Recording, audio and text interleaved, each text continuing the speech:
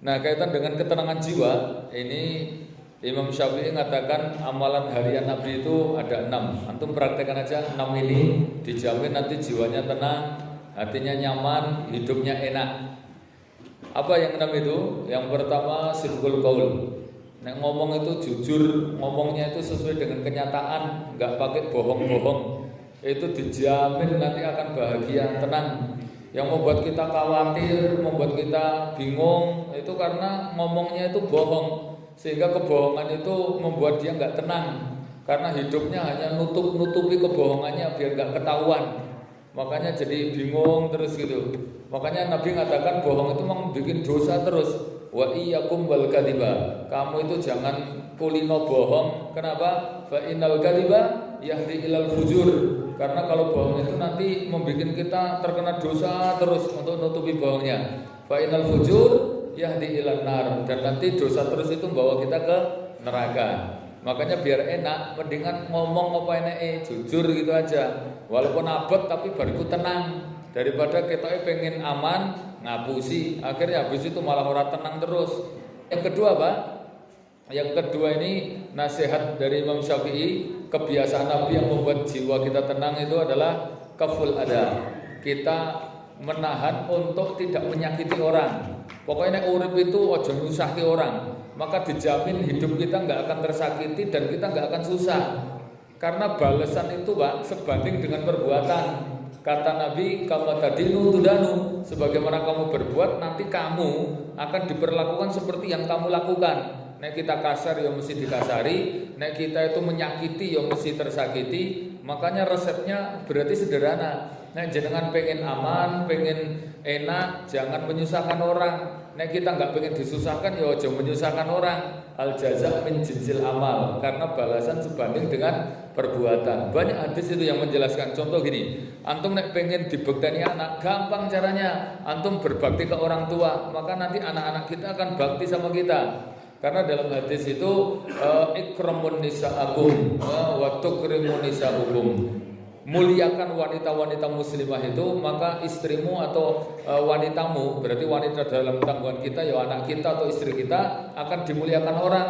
Kalau kita itu nggak bisa memuliakan wanita yang lain, maka istri kita juga akan dilecehkan. Wa birru abaikum, kata Nabi, dan berbaktilah kamu ke ortumu. Wa tubarri'u abna'akum, maka niscaya nanti anakmu akan berbakti kepada dirimu. Jadi baktinya anak ke kita yaitu sebanding dengan baktinya kita ke orang tua. Nek kita sama mertua nggak baik, nanti antum jangan harap anak mantu iso apik sama kita. Wong antum karo wong tua ra tekonan, karo wong tua ra tekonan, kok genten anak mantu ra bakal ngejak tekonan ngono kuwi. Itu balasan memang sebanding dengan perbuatan. Nek antum ngalang-alangi suami untuk berbakti ke suaminya, engko genten antum duwe anak lanang kuwi ya toh dialang-alangi sama bojone anak lanang kuwi untuk berbakti ke kita. Ora gelo kaya ngono kuwi. Lele, ya toh pati-pati tak pondoke kowe kok ya ora tau mulih to Le. Nang bojoku ra entuk. Lho, kok piye to? Bojomu kan yo paham agama kok ora entuk. Lah tibake dhek dhewe yo ngalang-alangi bojone berbakti ke orang tuanya. Makanya nek kita pengen enggak disakiti, jangan menyakiti. Jenengan titeni, Pak. Orang-orang sing kulinane ngendende utang, ya ngutang ra bayar-bayar kuwi rezekine mesti seret. Kenapa? Ya karena dia menahan hak orang, akhirnya hak dia ditahan. Berarti nek pengen penak, kita menahan tidak menyakiti, otomatis nggak akan disakiti. Nek orang nyusahke, kita insya Allah nggak akan susah hidup itu. Kenapa hidupnya kok susah, bingung, ribet? Ya, karena uripe memang rempong, ribet ke orang terus, ya akhirnya ribet dewe. Nah, itu kok pola-pola dewe kok ya.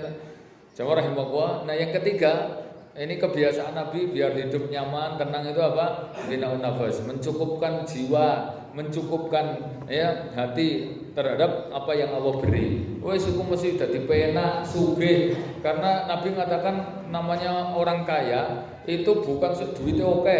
Kata Nabi gitu, laisal ghina ghinaul amwal. Namanya wong sugih, orang kaya itu bukan kudu duitnya oke melimpah, walakinal ghina, tapi standar orang itu dikatakan kaya ghinaun nafas kalau jiwa itu sudah cukup. mbok duwite akeh to, tapi kurang terus ning ati ra cukup, melarat, tambah sugih, tambah melarat, duitnya tambah akeh, tambah kurang, akhirnya tambah miskin dia di hadapan Allah Ta'ala.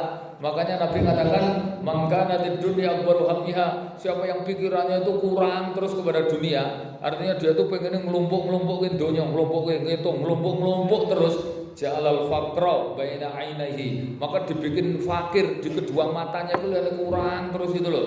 Karena apa? Karena pikirannya itu ngelumpuk-ngelumpukin dunia, dan itu jadi golongan yang dibenci Allah Ta'ala. Antum ngerti humazah yang diancam dengan neraka? Gimana sifat mereka? Alladzi jama'a malan, orang yang kerjaannya kelompok duit, wa adada, kemudian dihitung, kelompok dihitung. Itu semakin memberatkan beban, padahal Nabi memberikan wasiat, ya hafifil hamla, ringankan bebanmu, fa inna saqilah, fa innal aqabah saqilah, karena tanjakan itu berat. Maksudnya antum menuju akhirat itu berat, makanya bebannya aja abot-abot. Resep Nabi di dunia itu kayak orang asing gitu loh. Kun fid dunya ka'annaka gharibun, jadilah kamu di dunia itu kayak orang asing. Sama Nabi nyuruh kita di dunia itu kayak orang asing tadi. Kun fid dunya ka'annaka gharibun, kata Nabi, jadilah kamu di dunia itu kayak orang asing.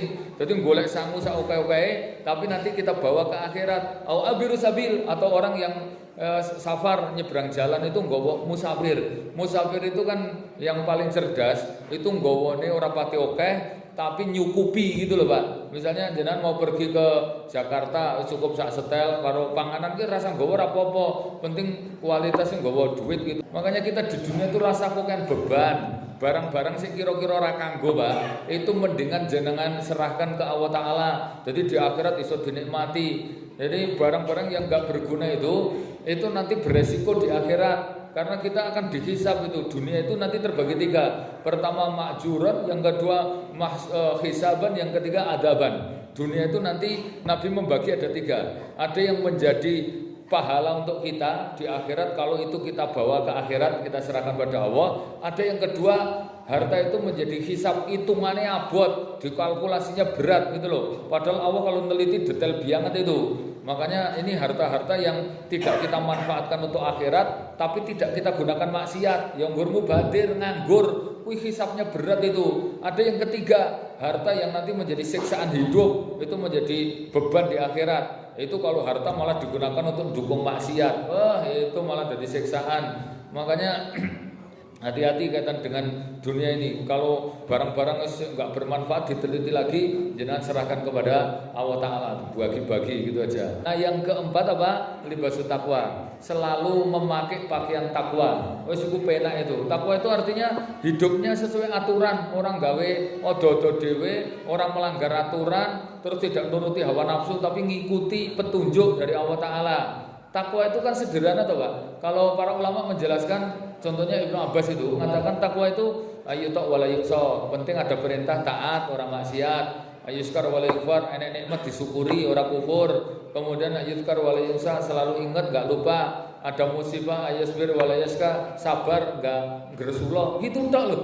Takwa itu yang penting, enek perintah jalan, orang maksiat, enek larangan tinggal, ojo nekat, enek musibah sabar, ojo bersulo, enek selalu dikir gitu aja. Kok penak banget uripe. Kalau antum susah dibikin mudah, nek antum ada masalah dikasih solusi, kalau rantai duit dikasih rezeki yang enggak disangka-sangka. Itu jaminan takwa. Kemudian yang kelima apa? Kasbul halal. Antum menahan, mencukupkan diri hanya yang halal. Kok penak. Urip itu jangan punya pikiran bahwa terlintas sedikit pun untuk ngejar yang haram. Walaupun kita menjanjikan kita duitnya oke, kuwi nek haram ojo nekat, yakin nanti mesti hancur karena barokahnya dicabut, langsung Allah musnahkan harta itu. Yang menghapus riba, Allah akan hancurkan semua jenis transaksi yang ada unsur riba, karena di situ barokahnya hilang. Tapi kebalikannya, Allah akan kembangbiakkan dan barokai orang-orang yang rajin sedekah. Kalau halal Pak, walaupun kita sepele, walaupun kita era cukup, walaupun pekerjaannya kita era pokro ramisro, tapi kalau itu halal mesti cukup, karena memang halal itu akan mencukupi karena diberkahi oleh Allah Ta'ala. Berkah itu walaupun sidik tadi oke, kan ciri-ciri berkah gitu. Jelasnya berkah kan angel, tapi definisi atau ciri-cirinya ada. Kalau di kitabnya Minhajul Qasidin itu berkah itu ciri-cirinya ada 4. Pertama as-saghir ila kabir, ketoke sithik kecil tapi jadi besar, ketoke sithik dadi oke. Kemudian dawamul khairiyah, bisa melanggengkan ketaatan, itu nek halal. Tapi nek haram kebalikannya, karena barokahnya hilang, ketoke oke tapi ya ora cukup. Wis gitu itu, coba jenengan tonton guys. Pekerjaan yang halal itu malah nyukupi. Nah, yang keenam itu husnudzon, selalu husnudzon pada Allah. Tapi ini kaitan dengan amal-amal yang menenangkan jiwa, amalan harian Nabi. Nah,